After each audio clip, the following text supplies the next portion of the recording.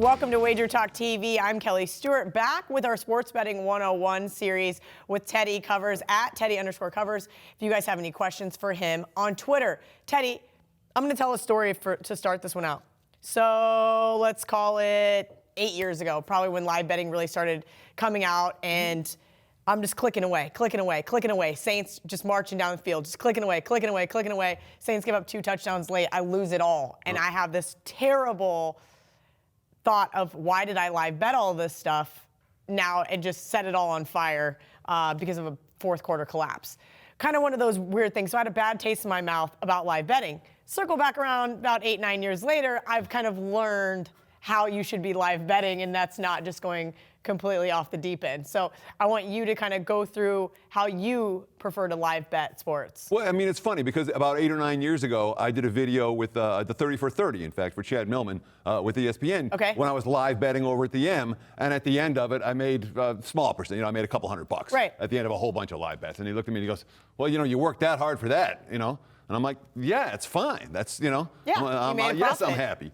That's the goal. This is not a get-rich-quick scheme. And you know, when we see live betting now being 2/3, 3/4, 80% of the total handle, you're right. There's definitely, I feel like there's an element of we need to tap the brakes on this a little bit. Because instead of making 1 bet on a game or 2 bets on a game, you know, side and total, or maybe you have a parlay, now you're betting 5 and 10 and 20 bets on the game, and you're getting some pretty significant position. Depending on which casino you're betting through or online book, you're limited, right? So where I might have a nickel and a dime on the side, now I'm only betting $200 a pop, and next thing you know, I've got way more live betting just because those little ones. It's penny slots is what it is. You're right. You know, where you're like, all right, oh, it's just a penny. Oh, and then you're betting $3 a spin. Yeah, it happens all the time. I mean, there are 2 basic types. We're talking about betting as they're going down the field. You know, betting in-game, truly in-game, and then betting at the commercial breaks. Right, and I believe truly betting in-game, they call it dynamic betting as well. Sure. Dynamic in-game betting. And some places offer it, some places don't. Yeah, and again, it's the crack cocaine of betting. It's very easy to get involved with, it's very easy to get addicted to, and it's very easy to have a lot of fun with until something goes wrong.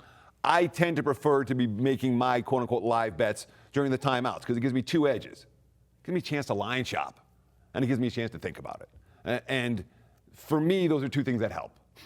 I think for most bettors, it probably does. So the time to shop matters. But the future, again, every pitch, every play, if you're doing that, I would just encourage you keep your unit sizes small, and when you have the opportunities, hedge some back the other way. Okay, so full circle really quick. One thing as sports bettors that we're looking for in game is a number we couldn't have got prior to kick or can't get at half, correct?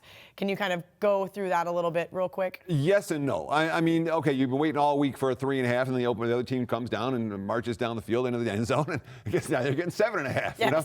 Oh, I couldn't get this number before. A lot of times you think about, oh, this is a number that I haven't seen. I want this team at this number. I was shopping for this team at this number. I couldn't find it. Now I can get it in game. But, again, with the word of caution, the dynamics have already changed. You're already into the game, and whatever you thought pre-kickoff has to be adjusted through the filter of what you've seen so far. So it's not an auto bet for me when I spent all week looking for a 3.5, didn't see one, and now I've got a 6.5 that I can bet right now. It's not an auto bet necessarily.